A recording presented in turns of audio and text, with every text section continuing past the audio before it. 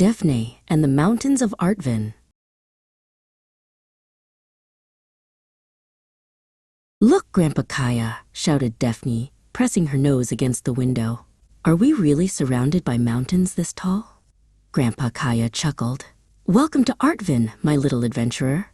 It's nestled high in the Black Sea region. They call Artvin the City of the Mountains because we are almost 600 meters above sea level." Their first stop was a cliff overlooking the massive Koru River, but Defne noticed something else. "What is that huge old tower?" she asked. "That, Defne, is Artvin Castle," said Kaya. "It was built over 1,000 years ago, high on the rocks, to guard the river routes. Imagine the stories those stones could tell." Defne loved history, but she loved action even more. They followed the path down towards the rushing water. "Grandpa, the Koru River looks so fast. Can we splash in it?" Kaya smiled mischievously. "It's one of the fastest rivers in the world. That's why Artvin is famous for whitewater rafting. We'll save that thrill for later."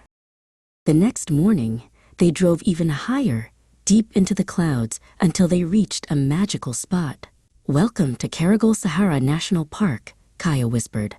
The air smelled of pine and damp earth, a deep, clear lake, surrounded by towering forested mountains, reflected the sky perfectly. "Why is it called Karagol?" Defne asked, watching a tiny boat glide across the water. Kaya explained. "Kara means black, and Gol means lake. It's dark because of the depth and the dense forest reflections. This park is huge, Defne. It covers thousands of hectares and is home to bears, deer, and many colorful birds." Later that day, hiking on a rugged trail, they stumbled upon something unexpected, a crumbling stone structure. "This looks different than the castle," Defne observed. "It is," said Kaya. "Artvin is an ancient crossroad. This is the ruins of a Georgian church, centuries old. Artvin has many historical churches tucked away in its valleys, showing how many cultures have lived here." Their biggest challenge was conquering the high plateaus. Defne strapped on her small backpack. "Ready for the real climb?" Kaya asked.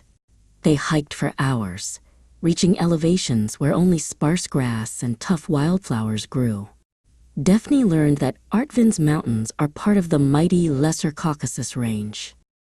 Finally, it was time for the promised adventure. Defne and Kaya were geared up, sitting in a big inflatable raft. The Koru River roared around them. "Hold tight, Defne," shouted the guide.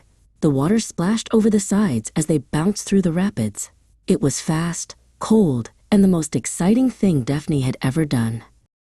Resting afterward, soaking wet but grinning, Defne felt she knew Artvin well now. "So many mountains, so much history, and so much water," she summarized.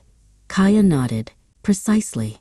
That's why its nickname isn't just the City of the Mountains, but also the City of Water.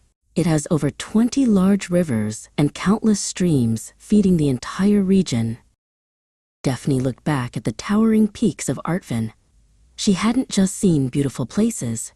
She had climbed them, studied them, and felt the power of their water. "I think the Artvin Mountains are holding the clouds in place," she announced. Kaya laughed, wrapping his arm around his adventurous granddaughter. "Maybe so. They certainly held on to our memories."